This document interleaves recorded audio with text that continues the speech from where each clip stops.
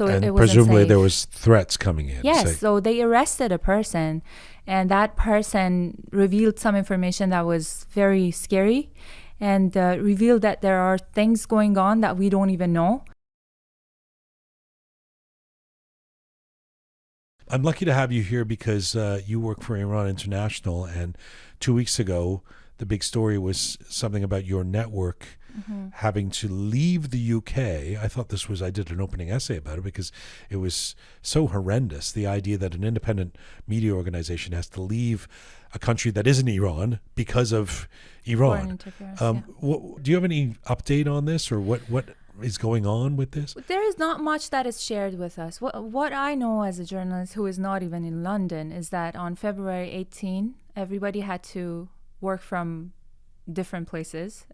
Many of my colleagues, they flew to Washington, D.C., where our other offices, and they're working 24/7. And it's a change for them because it was only like a few hours a day, and it's a smaller studio, it's a smaller space, and there are a few people who are working there, and they are not a complete team. They weren't a complete team. So they had to work around the situation and make it happen, and they're doing a great job. Honestly, I've seen people working 18 hours. So is anyone working out of London now? No. Are they back to work in London? No, nobody is back to work. No, they can't, because the building that we were in London is a building that there are many other offices there.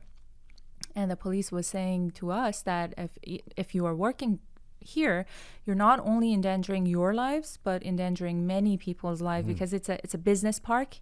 It's a big area, and there are, I don't know, hundreds of people working there. So and it wasn't presumably safe. there was threats coming in. Yes, so they arrested a person, and that person revealed some information that was very scary, and revealed that there are things going on that we don't even know.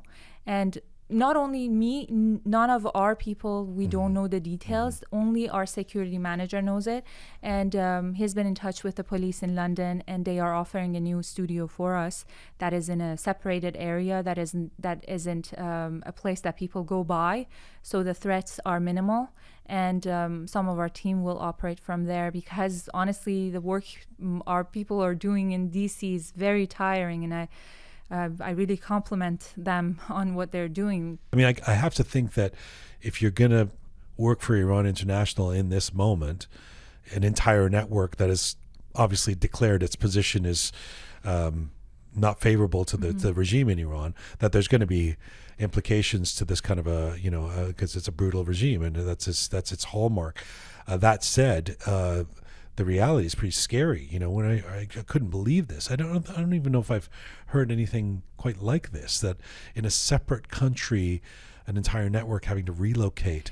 Tell me how you dealt with it personally. So personally, Canada is a second home to people with connections with the Islamic Republic. Unfortunately, we see more people flying in, and they're taking benefit from the things that is in place for people who are damaged by the Islamic Republic, and they're not saying that they are one of those people. So they are taking refuge here and building their lives with the money of people and having a beautiful life here, and at the same time, they are threatening people like myself.